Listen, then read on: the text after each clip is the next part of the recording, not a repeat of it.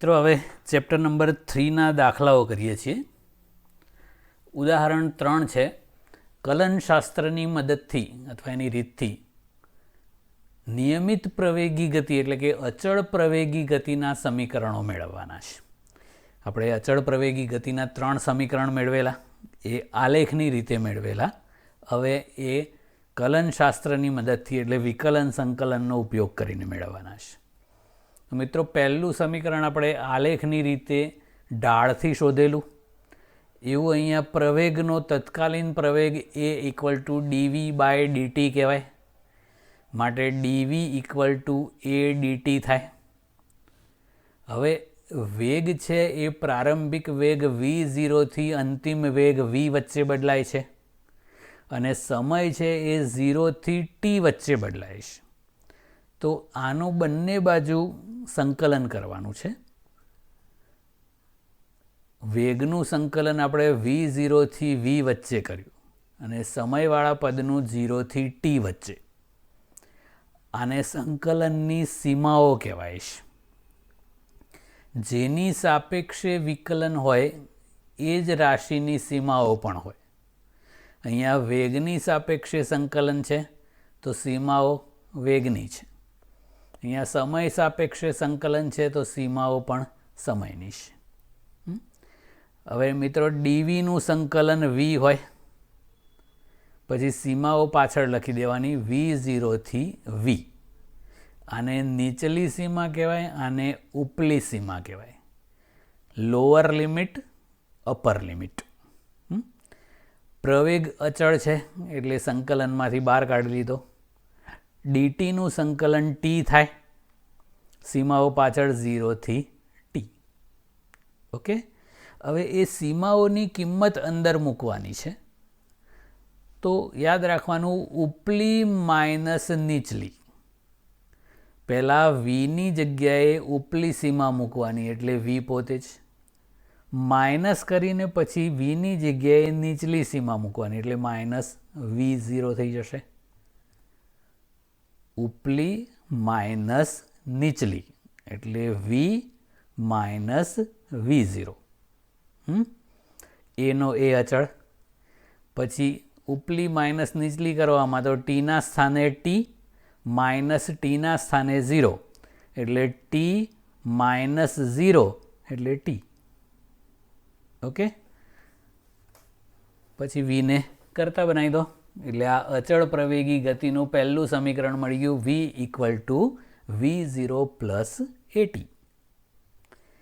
બીજું સમીકરણ આપણે આલેખની રીતમાં ક્ષેત્રફળથી બીજું સમીકરણ કરેલું. અહીંયા તત્કાલીન વેગ પરથી કરીએ છીએ. v equal to dx by dt માટે dx equal to v dt. આનું બંને બાજુ સંકલન કરીએ. મિત્રો, xનું મૂલ્ય x0થી x વચ્ચે બદલાય છે અને સમય 0થી t વચ્ચે. તો આ રીતે થાય. x0થી x વચ્ચે ઇન્ટિગ્રેશન dx કર્યું અને આનું 0થી t વચ્ચે. અહીંયા પણ જુઓ, xની સાપેક્ષે સંકલન છે તો સીમાઓ પણ xની છે. અહીંયા ટીની સાપેક્ષે સંકલન છે તો સીમાઓ પણ ટીની છે. dxનું સંકલન x થાય, સીમાઓ x0થી x પાછળ લખી દીધી. પછી અહીંયા vની કિંમત સમીકરણ 1માંથી અહીંયાથી લાયા તો vની જગ્યાએ v0 પ્લસ at અને આ dt એઝ ઇટ ઇઝ જ. હવે ધ્યાન રાખજો બરાબર. આમાં ઉપલી માઇનસ નીચલી કરો એટલે x માઇનસ x0 થાય. આ બાજુ હવે ધ્યાન રાખજો, આ v0 dt કહેવાય, કૌંસ છોડી દઈએ તો v0 અચળ છે અને dtનું સંકલન t. ઓકે. પ્લસ આ at dt થાય, કૌંસ છોડીએ એટલે એ અચળ બાર અને આ t dt તો tનું સંકલન t² બાય 2. ઓકે. સમય સાપેક્ષ એટલે t dt હોય એટલે tનું t² બાય 2 તો dtનું શું એવું નહીં, એ ટીની સાપેક્ષે સંકલન કર્યું એવું કહેવાય. એટલે ઇન્ટિગ્રેશન ટી ડીટી એટલે t²/2. પછી આ સીમાઓ પાછળ લખી દીધી 0 થી t. પછી ઉપલી માઇનસ નીચલી કરવાની. તો x minus x0 equal to v0 ના v0, પછી આ ટીની જગ્યાએ t માઇનસ 0 એટલે t પોતે જ, પ્લસ આ 1/2 નો 1/2 એનો a, પછી આ t² જગ્યાએ t એટલે આ ટીની જગ્યાએ t મૂકો એટલે t², અને માઇનસ ટીની જગ્યાએ 0 કરો એટલે 0 એટલે ખાલી t². ઓકે, પછી x0 ને આ બાજુ લાવી દીધા એટલે પ્લસ થઈ ગયા. એટલે આ x equal to x0 plus v0t plus half at² એ અચળ પ્રવેગી ગતિનું બીજું સમીકરણ થઈ ગયું. જો ઉગમ બિંદુથી ગતિની શરૂઆત થતી હોય તો આ x0 ઇક્વલ ટુ 0 હોય તો આવું સૂત્ર થઈ જાય x equal to v0t plus half at². Okay, હવે ત્રીજું સમીકરણ કરવું છે. તો પ્રવેગ એટલે વેગનું સમય સાપેક્ષે વિકલન dv/dt થાય. તો આ એક નવી આઈટમ આવે. આને dx વડે ભાગ્યા અને dx વડે ગુણે. dv/dt છે એને dv/dx ઇન્ટુ dx/dt કર્યું એટલે આ થઈ ગયું ને. તો આને સંયોજિત વિધેય કહેવાય છે. શું કામ આવું કર્યું? તો આ dx/dt એટલે તો વેગ કહેવાય. તો આ dx/dt ની જગ્યાએ v લખી દીધું, અને આ dv/dx એમનું એમ જ. આપણે છે ફાઇનલ સમીકરણ મેળવવું છે જેમાં સમય નહોતો, એટલે આ સમય જતો રહ્યો આમાંથી. હવે dv ને કરતા બનાવી દો એટલે આ v dv ને કરતા આ બાજુ આવી ગયું a dx. વેગનું સંકલન v0 થી v વચ્ચે અને આ xનું x0 થી x વચ્ચે. તો બંને બાજુ સંકલન કરીએ. આનું v0 થી v વચ્ચે અને આનું x0 થી x વચ્ચે. તો મિત્રો vનું સંકલન v²/2 થાય. સીમાઓ પાછળ v0 થી v. એ અચળ બહાર કાઢી લીધો, અને આ ઇન્ટિગ્રેશન dx છે એનું x થાય. તો હવે સીમાઓ મૂકીએ, ઉપલી માઇનસ નીચલી. તો આ v² માઇનસ v0² અપોન 2 થશે. v² માઇનસ v0² અપોન 2 એનો a. પછી આ x માઇનસ x0 આવું થઈ ગયું. બેને સામે લઈ લો તો v² minus v0² equal to 2a કૌંસમાં x માઇનસ x0. અને v0 ને સામે લખવું હોય તો આવું થાય. એટલે આ v² બરાબર v0² પ્લસ 2a કૌંસમાં x માઇનસ x0. એટલે આ અચળ પ્રવેગી ગતિના સમીકરણ થઈ ગયા. અચળ ગતિ નહીં, અચળ પ્રવેગી ગતિના સમીકરણ છે. ઓકે ઓકે મિત્રો, હવે ઉદાહરણ નંબર 4. એક બહુમાળી મકાનના ટોચ પરથી એક દડાને શિરોલંબ ઉર્ધ્વ દિશામાં 20 મીટર પર સેકન્ડની ઝડપથી ફેંકવામાં આવે છે. એટલે આ ટોચ પરથી આમ ફેંકવાનો છે. દડો જે બિંદુએથી ફેંકવામાં આવે છે એની જમીનથી ઊંચાઈ 25 મીટર છે. એટલે આ જમીનથી આ બિલ્ડિંગની ટોચ છે એ 25 મીટર ઉપર છે. દડો કેટલી ઊંચાઈએ પહોંચશે એટલે અહીંયા આમ પછી ક્ષણભર માટે સ્થિર થાય. તો એ બિલ્ડિંગથી આપણે વિચારીએ તો એને h કહીએ. ઓકે, દડો જમીનને અથડાએ પહેલાં કેટલો સમય લાગશે? તો પહેલાં દડો આમ જશે, પછી ક્ષણભર સ્થિર થશે, પછી રિટર્ન આવશે, અને જમીનને અથડાય એ માટે ટોટલ કેટલો ટાઈમ લાગશે એ શોધો. જોઈએ તો મિત્રો અહીંયા સંજ્ઞા પદ્ધતિ ખાસ ધ્યાન રાખવાની છે. આપણે અહીંયાથી ફેંક્યો તો અહીંથી ઉર્ધ્વ દિશા જે છે એને આપણે ધન y અક્ષ કહીએ, અને અધો દિશા છે એને ઋણ y અક્ષ. એટલે આમ જે બધું હોય ધન અને આમ હોય ઋણ. ઓકે, હવે આપણને પ્રારંભિક વેગ આપ્યો છે ઉર્ધ્વ દિશામાં આમ છે એટલે ધન લીધો 20 મીટર પર સેકન્ડ. એનું પ્રારંભિક સ્થાન પણ ઉર્ધ્વ દિશામાં છે, એ y0 25 મીટર, એ પણ ધન. આ કેટલું હોય એ આપણે શોધવાનું છે. હાઇટ કહીએ એટલે h કહીએ, એને અહીંયા y - y0 કીધું છે. સમય જઈને પાછા આવવાનું શોધવાનું છે. મિત્રો અહીંયા ગુરુત્વ પ્રવેગની અસર હેઠળ ગતિ થાય ને ગુરુત્વ પ્રવેગ તો અધો દિશામાં આમ હોય એટલે ઋણ હોય, એટલે એ -10 મીટર પર સેકન્ડ સ્ક્વેર લીધો. છેક ટોચ ઉપર જાય એટલે ક્ષણભર સ્થિર થાય એટલે અંતિમ વેગ 0, અને પછી અહીંથી મુસાફરી આમ સ્ટાર્ટ થાય તો આ અંતિમ વાયનું મૂલ્ય 0 લીધેલું છે. ઓકે, હવે સમય વગરનું સૂત્ર આપણે વાપરવું પડશે કારણ કે સમય આપેલો નથી. તો v² - v0² = 2ax કહેતા હતા, અહીંયા હાઇટ h લીધી, અહીંયા h નો મતલબ y - y0 છે. તો અંતિમ વેગ 0 છે, માઇનસ v0² એટલે 20² = 2, g બરાબર -10 અને આ y - y0 એમનું એમ જ. h લખો તો એ વાંધો નહીં. તો આ -400, પછી આ -20 અને આ y - y0 as it is, minus plus થઈ જાય અને આ 20 નીચે લઈ દો એટલે y - y0 બરાબર 20 મીટર. એટલે અહીંયાથી 20 મીટર ઉપર જાય. તળિયેથી કહેવું હોય તો આ 25 + 20 એટલે ટોટલ 45 મીટર ઉપર જાય. ઓકે, હવે એને જમીન પર પહોંચતા કેટલો સમય લાગશે એ. તો મિત્રો અચળ પ્રવેગી ગતિનું સૂત્ર કરીએ. પેલામાં x હતું, આ ઊભું છે એટલે y લખીએ. તો y = y0 + v0t + ½ at². તો y 0 લઈ લીધું. કેમ કે એ પદાર્થ છે કે અહીંયા પહોંચશે, તો તળિયેથી અંતરમાં આપો તો તળિયેથી તળિયાનું અંતર 0 એટલે આ અંતિમ 0.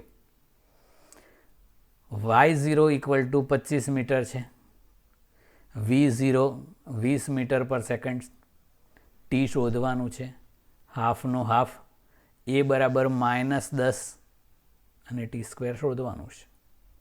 ઓકે, તો આનું સાદુરૂપ આપો તો આ 0 = 25 + 20t, પછી આ માઇનસ થઈ જશે -5t². આ બાજુ લાવી દો એટલે એક દ્વિઘાત સમીકરણ થઈ ગયું. 5t² - 20t - 25 = 0. પાંચે ભાગ ચલાવી દીધો તો t² - 4t - 5 = 0. અવયવ કરી દઈએ તો t - 5 અને t + 1 થાય = 0. તો પહેલા પરથી t - 5 બરાબર 0 માટે t = 5 સેકન્ડ, ને t + 1 = 0 માટે t = -1 સેકન્ડ. પણ સમય ઋણ હોઈ શકે નહીં એટલે ફાઇનલ આન્સર t = 5 સેકન્ડ. એટલે દડાને અહીંયાથી ફેંકીએ તો આમ જઈને આમ થઈને પાછું આવતા એને 5 સેકન્ડ લાગે.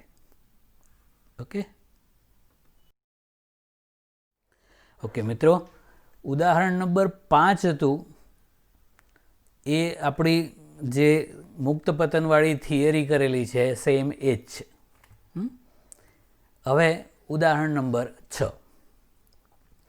ગેલેલિયોનો એકી સંખ્યાનો નિયમ સ્થિર સ્થિતિમાંથી મુક્ત પતન પામતા પદાર્થ દ્વારા સમાન સમયગાળામાં કપાયેલા અંતરો એકબીજાના એવા ગુણોત્તરમાં હશે કે જે ગુણોત્તર 1થી શરૂ થતી એકી સંખ્યા એટલે 1:3:5:7 એમ હોય છે એવું સાબિત કરો. શું છે એ જોઈએ આપણે. તો મિત્રો મુક્ત પતન એટલે પ્રારંભિક વેગ 0 લઈ લેવાનો અને પ્રવેગ અહીંયા -g લઈએ છીએ. તો જુદા જુદા સમય અંતરાલ એટલે સમયગાળા લઈએ બધા એક સરખા, ધારો કે ટો જેટલા છે અને વંચાય ટો. તો ટો પછી 2 ટો 3 ટો 4 ટો આવા સમય અંતરાલ લઈએ આપણે. તો સ્થાનાંતરનું સૂત્ર આપણે લઈએ તો v00 લઈ લો તો y બરાબર v0t 0, પછી પ્લસ હાફ AT સ્ક્વેર, તો એની જગ્યાએ માઇનસ જી લખ્યું એટલે માઇનસ હાફ GT સ્ક્વેર થયું. ઓકે, તો આ બધા સમયગાળા છે 0, ટો, 2 ટો, 3 ટો, તો એના માટે સ્થાનાંતરો શોધી કાઢીએ. તો 0 સમયનું સ્થાનાંતર, તો આમાં 0 કરો એટલે બધું 0, એટલે સ્થાનાંતર 0. ઓકે, પછી ટો સમય લઈએ એટલે આ માઇનસ હાફ જી ટો સ્ક્વેર થાય, તો એ સ્થાનાંતરને આપણે નામ આપી દીધું y0. પછી 2 સમય 2 ટાઈમ્સ ટો લઈએ, તો અહીંયા 2 ટાઈમ્સ ટો લખો તો 4 ટો સ્ક્વેર થાય, તો 4ને આગળ લઈ લો અને બાકી રહ્યું માઇનસ હાફ જી ટો સ્ક્વેર, એને આપણે y0 નામ આપ્યું છે, એટલે આ 4 ટાઈમ્સ y0 થાય. ઓકે, 3 ટો સમય લો તો અહીંયા 3 ટોનો હોલ સ્ક્વેર એટલે 9 ટો સ્ક્વેર થાય, તો આ 9નું 9 અને બાકી રહ્યું માઇનસ હાફ જી ટો સ્ક્વેર, એટલે એને y0 નામ આપેલું, એટલે y0. પછી એવું 4 ટો સમય લો તો આ 4 ટોનો હોલ સ્ક્વેર એટલે 16 ટો સ્ક્વેર થાય, તો આ 16નું 16 અને બાકી રહ્યું માઇનસ હાફ જી ટો સ્ક્વેર એટલે y0. બસ આ રીતે ગણેલું છે. હવે ક્રમિક સમયગાળામાં કપાયેલ અંતરો માપીએ, મતલબ નીચેવાળામાંથી એનું ઉપરવાળું બાદ કરવાનું. તો આ 4y0 માઇનસ y0 એટલે 3y0 થાય. આમાં તો એમ જ રહે ને, આ તો y0 માઇનસ 0 એટલે y0. 4y0 માઇનસ y0 એટલે 3y0. 9y0 માઇનસ 4y0 એટલે 5y0. 16y0 માઇનસ 9y0 એટલે 7y0. 25y0 માઇનસ 16y0 એટલે 9y0. 36y0 માઇનસ 25y0 એટલે 11y0. આમ તો આ ક્રમિક સમયગાળામાં કપાયેલા અંતરો થયા. હવે એના ગુણોત્તર લઈએ તો y0 upon y0 1, 3y0 upon y0 3, 5y0 minus y0, આપણે y0 વડે બધાને ભાગવાનું છે એટલે 5, અને y0 વડે ભાગો એટલે 7, અને y0 વડે ભાગો એટલે 9, અને y0 વડે ભાગો એટલે 11. તો આ કપાયેલા અંતરોનો ગુણોત્તર છે. મિત્રોએ એકી સંખ્યાનો જે નિયમ કર્યો એનો મતલબ શું થાય કે પહેલાં 0થી ટો જેટલો સમયગાળો લીધો, એમાં y0 અંતર કપાયું. પછી બીજો ટોથી 2 ટો સમય છે, તો સમયગાળો તો એટલો જ છે ને ટો, પણ એ બીજા નંબરનો જે સમયગાળો છે ટોથી 2 ટો, એમાં 3 ગણું અંતર કપાયું. પછી 3 ટો એટલે 2 ટોથી 3 ટો, સમય તો ટો જ છે, પણ એ ત્રીજો જે સમયગાળો છે એમાં પહેલાં કરતાં 5 ગણું અંતર કપાય. પછી 3 ટોથી 4 ટો કરીએ, સમય તો ટો જ થયો, પણ એ ચોથા સમયગાળા દરમિયાન પહેલાં કરતાં 7 ગણું અંતર કપાય. આવું છે.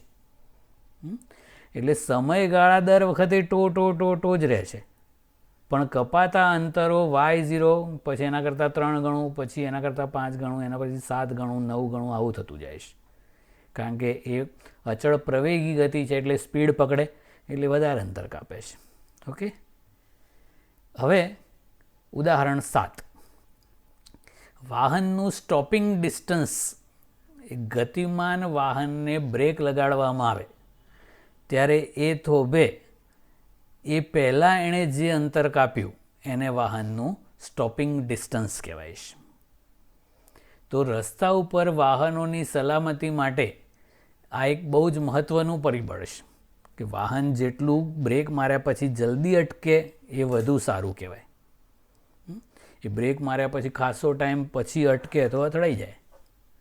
તો એક સ્ટોપિંગ ડિસ્ટન્સ છે એ એનો પ્રારંભિક વેગ, એટલે આપણે બ્રેક મારવાની શરૂઆત કરી ત્યારે કેટલો વેગ હતો, બ્રેક કેટલી ઇફેક્ટિવ છે, પછી એમાં કેટલો પ્રતિપ્રવેગ ઉત્પન્ન થાય છે આ વાહનમાં ઉદ્ભવતા છે, દબાવતા નહીં ઉદ્ભવતા, ઉડી ગયો છે.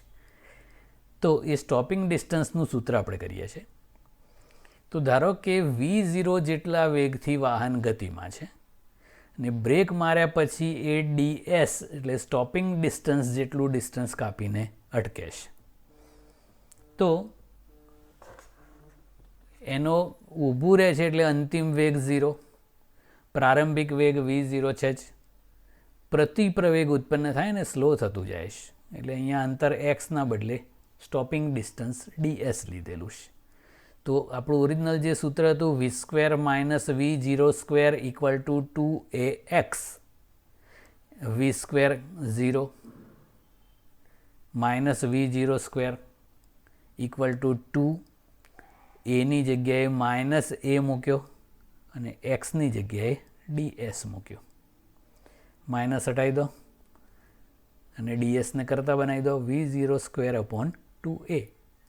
તો આ જે સ્ટોપિંગ ડિસ્ટન્સ છે એ વાહનના પ્રારંભિક વેગ અને પ્રતિપ્રવેગ ઉપર આધારિત થઈ ગયું. હવે પ્રતિપ્રવેગ કેટલો ઉત્પન્ન થાય એ બ્રેકની ક્ષમતા પર હોય. આવું છે કે આવી એક કાર છે એ V0 વેગથી ગતિ કરતી હતી અને એક્ઝેક્ટ એ જ ટાઈમે આપણે બ્રેક મારી તો એ સ્લો થઈને પછી અટકી ગઈ. તો એમાં પ્રતિપ્રવેગ ઉત્પન્ન થયો હોય, વેગની વિરુદ્ધ હોય એટલે પ્રતિપ્રવેગ છે, સ્લો થતી જાય ને પછી અહીંયા અટકી ગઈ એટલે અંતિમ વેગ 0 થઈ ગયો અને પહેલાં કરતાં એ DS અંતરે જઈને અટકી. તો એ અટક્યા પહેલાં એટલે બ્રેક મારવાથી લઈને અટક્યા સુધીમાં એણે જે અંતર કાપ્યું એ એનું સ્ટોપિંગ ડિસ્ટન્સ કહેવાય. એ જેટલું ઓછું હોય એટલું સારું કહેવાય. તો સ્ટોપિંગ ડિસ્ટન્સ છે એ આ સૂત્ર પ્રમાણે જુઓ તો એ પ્રારંભિક વેગના વર્ગના સમપ્રમાણમાં છે. એટલે તમે 10ની સ્પીડે જતા હો અને બ્રેક મારો અને ધારો કે કોઈ DS અંતર કાપીને અટકી ગયા, પણ 10ના બદલે 20ની સ્પીડે જતા હોય ડબલ અને બ્રેક મારો તો X અંતરે નહીં 4X અંતરે જઈને અટકો, 4 ગણું. પ્રારંભિક વેગ 3 ગણો કરો તો સ્ટોપિંગ ડિસ્ટન્સ 9 ગણું થઈ જાય. પ્રારંભિક વેગ 4 ગણો કરો તો સ્ટોપિંગ ડિસ્ટન્સ 16 ગણું થાય એમ. એટલે એ વેગના વર્ગના સમપ્રમાણમાં છે. એટલે આપેલ પ્રતિપ્રવેગ માટે જો પ્રારંભિક ઝડપ બમણી હોય તો સ્ટોપિંગ ડિસ્ટન્સ 4 ગણું, પ્રારંભિક ઝડપ 3 ગણી હોય તો સ્ટોપિંગ ડિસ્ટન્સ 9 ગણું હોય, પ્રારંભિક ઝડપ 4 ગણી કરો તો સ્ટોપિંગ ડિસ્ટન્સ 16 ગણું થાય એમ. એટલે ધીમે ચલાવવાનું, બહુ ફાસ્ટ ચલાવો તો જલ્દી ઊભા ના રહેવાય. ઓકે મિત્રો, હવે રિએક્શન ટાઈમ શોધવાનો એક દાખલો છે. એ રિએક્શન ટાઈમ શું છે એની આપણે ચર્ચા કરેલી, એ આજ બધી કથા લખેલી છે. તો એનું ઉદાહરણ પણ આપણે કરેલું કે આ મોટી છોકરી હાથમાંથી એક ફૂટપટ્ટી અથવા પાઇપ છોડી જાય છે અને આ નાની છોકરી એને પકડે છે. તો આના છોડ્યાથી આના પકડ્યા સુધી એ દરમિયાનનો જે સમયગાળો છે એ આ નાની છોકરીનો રિએક્શન ટાઈમ કહેવાય. તો ધારો કે એ પટ્ટી છે એ 21 સેન્ટીમીટર અંતર કાપીને એ પકડે છે. એટલે આ છોડે ત્યાંથી 21 સેન્ટીમીટર અંતર કપાઈ અને આના હાથમાં પકડાય છે. તો એનો રિએક્શન ટાઈમ કેટલો હોય એ શોધો. તો મિત્રો અહીંયા મુક્ત પતન છે એટલે પ્રારંભિક વેગ 0 અને પ્રવેગ a બરાબર -g લેવાનું એટલે -9.8 મીટર પર સેકન્ડ સ્ક્વેર થાય. રિએક્શન ટાઈમને આપણે TR કહીએ અને એ દરમિયાન જો અંતર d કપાયેલું હોય તો અચળ પ્રવેગી ગતિના સૂત્ર પ્રમાણે xના બદલે d મૂક્યું, v0t + ½ atr² લખ્યું. તો અહીંયા પ્રારંભિક વેગ 0 એટલે આ v0t આખું પદ 0 અને એની જગ્યાએ -g લખી દીધું. એટલે d = -12gtr² થઈ જાય. હવે આપણે ખાલી સમય શોધવો છે ને, સમય ઋણ ના હોય એટલે આપણે ઋણ નિશાની અવગણી કાઢીએ અને TR સ્ક્વેરને કરતાં બનાવી દો તો 2D/g થાય અને એનું વર્ગમૂળ કરી દો તો TR = √2D/g. તો અહીંયા 21 સેન્ટીમીટર અંતર મળેલું, એક આપેલું અંતર D, અને જીનું મૂલ્ય આપણે લીધું માઇનસ, એટલે અહીંયા 9.8 મીટર/સેકન્ડ² લેવાનું છે. તો એ કિંમતો મૂકીએ તો આ D, આ 2, આ 21 સેન્ટીમીટર છે ને, એટલે એના મીટર કરવા પડે 0.21, અને સોરી, તો આ 21 સેન્ટીમીટર છે એ 0.21 મીટર સમજી લેવાનું. ઓકે, અને ભાગ્યા જીનું મૂલ્ય 9.8. તો આ ગુણાકાર કરો એટલે 0.42 ભાગ્યા 9.8 સાદુરૂપ આપી દો, પછી એનું વર્ગમૂળ કરી દો તો 0.207 સેકન્ડ, એટલે રફલી 0.2 સેકન્ડ થાય. એટલે એ આ બીજા વ્યક્તિના હાથમાં એ ફૂટપટ્ટી પકડાય એ આના છોડ્યા પછી આ જે પકડે એ વચ્ચે 0.2 સેકન્ડનો સમય લાગે. ઓકે, એટલે આને કહેવાય રિએક્શન ટાઈમ, પ્રતિક્રિયા સમય. ઓકે, હવે એક સાપેક્ષ વેગનો દાખલો છે, નંબર 9. બે સમાંતર રેલવે ટ્રેક ઉત્તર દક્ષિણ દિશામાં છે. ટ્રેન એ ઉત્તર તરફ 54 કિલોમીટર/ની ઝડપે, એટલે આ ટ્રેન એ ઉત્તર તરફ 54 કિલોમીટર/ની ઝડપે, અને ટ્રેન બી દક્ષિણ દિશામાં 90 કિલોમીટર/ની ઝડપે, એટલે આમ જાય છે. એની સાપેક્ષે બીનો વેગ, બીની સાપેક્ષે જમીનનો વેગ, પછી ટ્રેન એની છત પર એની ગતિની વિરુદ્ધ દિશામાં, એટલે ટ્રેન એ આમ જાય છે તો એની ગતિની વિરુદ્ધ દિશામાં એક વાંદરો 18 કિલોમીટર/ની ઝડપે દોડે છે ટ્રેનની ઉપર, તો એ વાંદરાનો વેગ જમીન પર ઊભેલી વ્યક્તિની સાપેક્ષે કેટલો હોય શોધો. તો મિત્રો, સૌથી પહેલાં તો આ જે કિલોમીટર/માં વેગ છે એને મીટર/સેકન્ડ ફેરવવું પડે. તો ટ્રેન એનો વેગ ઉત્તર તરફ છે, એને આપણે ધન દિશા કહી દઈએ, એટલે એનો વેગ પ્લસ લીધો. 54 કિલોમીટર/અવર, એટલે 54 ગુણ્યા કિલોમીટરના મીટર 1000, અને આ ભાગ્યા અવરના 3600 સેકન્ડ, એટલે 54 ગુણ્યા 1000 ભાગ્યા 3600, એટલે 15 મીટર/સેકન્ડ થયું. અને બીનો વેગ દક્ષિણ દિશા તરફ છે, એટલે એને ઋણ લઈએ, એટલે -90 કિલોમીટર/અવર, એટલે 90 ગુણ્યા 1000 ભાગ્યા 3600 કરો, એટલે આ -25 મીટર/સેકન્ડ. ઓકે, હવે આપણે પહેલું શોધવાનું એની સાપેક્ષે બીનો વેગ. એની સાપેક્ષે બીનો વેગ, મિત્રો, જેની સાપેક્ષે હોય પાછળ અને જેનો વેગ હોય એ આગળ. તો અહીંયા બીનો વેગ છે એટલે બી આગળ, અને એની સાપેક્ષે છે એટલે એ પાછળ. VBA એટલે VB માઇનસ VA. તો VB -25 છે, પછી માઇનસ, અને VAની કિંમત 15 છે. તો -25 - 15 એટલે -40 મીટર/સેકન્ડ. આનો મતલબ શું થયો કે એનો જે ડ્રાઈવર હોય એને બી ટ્રેન છે એ દક્ષિણ તરફ 40 મીટર/સેકન્ડની ઝડપે ગતિ કરતી દેખાય. ઓકે, આગળ. હવે બીની સાપેક્ષે જમીનનો વેગ. તો જમીનનો એટલે ગ્રાઉન્ડનો વેગ, એટલે ગ્રાઉન્ડ પહેલાં, બીની સાપેક્ષે એટલે બી પછી. બીની સાપેક્ષે ગ્રાઉન્ડનો વેગ, તો VG માઇનસ VB થાય. તો જમીન તો સ્થિર જ હોય એટલે એનો વેગ 0, માઇનસ આ VB -25 હતું, એટલે -25 એટલે +25, એટલે આ જમીનનો ટ્રેન બીની સાપેક્ષે વેગ કહેવાય. ઓકે, હવે જમીનની સાપેક્ષે વાંદરાનો વેગ VM લઈએ આપણે, પણ અહીંયા તો એની સાપેક્ષે વાંદરાનો વેગ આપ્યો છે ને, ટ્રેન એની ઉપર વાંદરો દોડે છે એનો, અને એ આમ જાય છે એટલે માઇનસ આપ્યો છે. તો આ એની સાપેક્ષે મંકીનો વેગ છે. મંકીનો વેગ એટલે મંકી પહેલાં અને એની સાપેક્ષે છે એટલે એ પછી. એ -18 કિલોમીટર પર અવર છે એટલે -18 ગુણ્યા 1000 ભાગ્યા 3600 કરો એટલે -5 મીટર પર સેકન્ડ.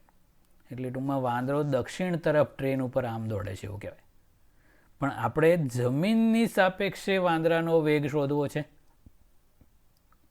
તો આ VMA નો મતલબ આવો થાય, VM માઇનસ VA.